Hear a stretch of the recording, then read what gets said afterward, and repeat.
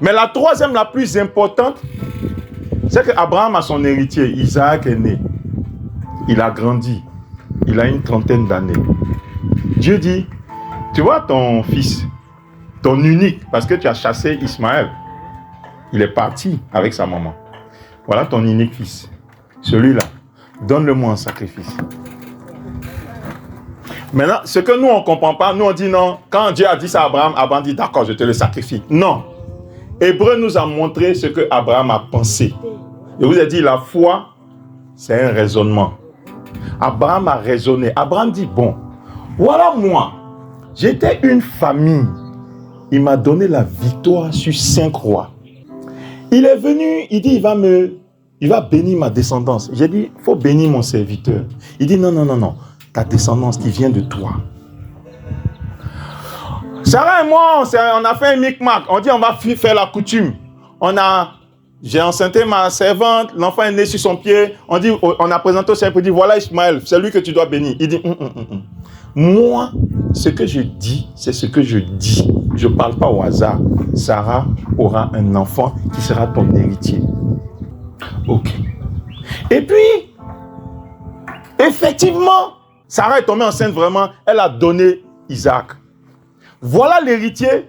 Voilà celui qui va hériter de mes biens. Mais pour l'instant, je suis vivant. Est-ce que tu peux hériter si je suis vivant? Non. Ça veut dire que ce petit-là, il sera là quand je vais rejoindre Papa Dieu. Il sera là, c'est lui qui va gérer les promesses. Il va gérer mes biens, il va gérer les promesses que Dieu m'a faites.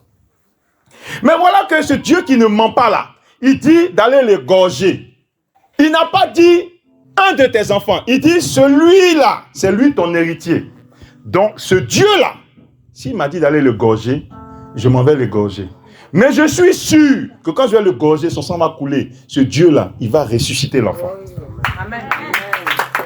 C'est Hébreu qui nous a dit ça. Quand tu lis le livre d'Hébreu, Hébreu chapitre 11, ça t'explique comment Abraham a raisonné. Abraham n'a pas dit, si Dieu a parlé, je dois lui obéir. Non. Il dit, je sais que ce Dieu qui m'a donné Isaac selon sa parole, et que c'est lui qui est l'héritier. Si Isaac meurt pour de bon, Isaac n'est plus l'héritier, donc Dieu a menti.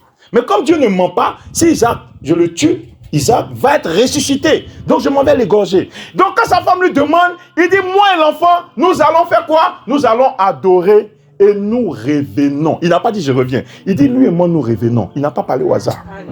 Il savait qu'il allait revenir avec Isaac. Donc il arrive, je dis, ce gars, son raisonnement là, est-ce que c'est un vrai raisonnement? Bon, regardons comment il va faire. Donc Abraham s'en va. Son fils lui demande, papa, on va faire quoi? Il dit, non, on va adorer Dieu. Il dit, mais on va adorer Dieu.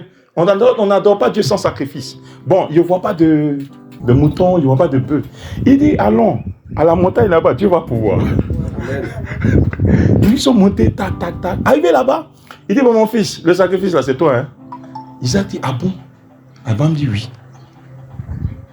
À 30 ans, si moi j'ai dit à mon enfant, dans le public ici, mets-toi à genoux, il va lutter avant de se mettre à genoux. S'il a 30 ans. Si elle lui dit, mets-toi à genoux, il va lutter à 30 ans. Isaac, Abraham avait 100 ans passés. Alors, il a eu Isaac à 99 ans. Donc, tu ajoutes 30 ans, Abraham avait 129 ans par là. Il dit à Isaac, c'est toi le sacrifice. Je dois t'attacher. Il dit, papa, attache-moi. Comment c'est possible? À 30 ans.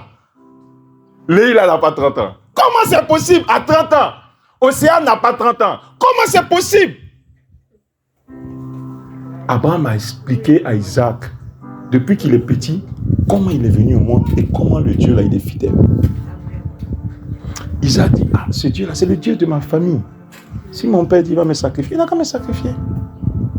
Isaac a donné sa main musclée là, de 30 ans là. Il a donné, on a attaché ses pieds, on a attrapé son cou comme ça. Abraham a mis le couteau là.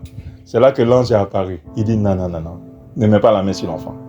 Aujourd'hui, je sais que tu crois en moi. Je sais que tu connais le Dieu que je suis. Écoutez-moi, si Abraham avait pensé, je sacrifie Isaac et je le laisse là et puis je retourne seul, Abraham n'a pas cru en Dieu. Pourquoi? Parce que ce que Dieu lui a dit, Dieu n'a pas dit, je vais te donner un enfant que tu vas me sacrifier. Il dit, je vais te donner un enfant qui sera ton héritier. Donc, si Abraham pensait, je vais le laisser là-bas mort, c'est qu'Abraham n'a pas cru en la promesse de Dieu. Mais Abraham dit, ce Dieu-là, il est fidèle, il va ressusciter mon fils-là. Et puis je retournais à lui. Dieu dit, oui, mais c'est que toi, vraiment, tu me connais. Parce que tu sais jusqu'où va ma fidélité et ma puissance. Amen. Toi, Abraham, à partir d'aujourd'hui, je le jure. La première fois que tu vas jurer, la Bible dit, nous qui jurons, nous jurons par une autorité supérieure à nous. Mais lui qui est Dieu, il jure par quelle autorité? Il n'y avait personne qui va jurer, mais il a juré. Donc peut-être il a juré sur lui-même, ses genoux ou sur sa tête, je ne sais pas. Mais il a juré. Il dit, je le jure. La première fois, Dieu a béni la descendance d'Abraham. Non, plutôt la deuxième fois. La deuxième fois où Abraham a cru que Dieu va lui donner un enfant, Dieu dit, comme tu as cru, tu es juste et ta prospérité sera prospère. Mais la fois où il dit Dieu va ressusciter Isaac, Dieu dit je le jure. Et Dieu dit à travers toi, toutes les nations seront bénies. C'est là que Dieu lui a dit ça. À travers ta descendance, toutes les nations de la terre seront bénies. Voilà comment Abraham devient le père de la foi.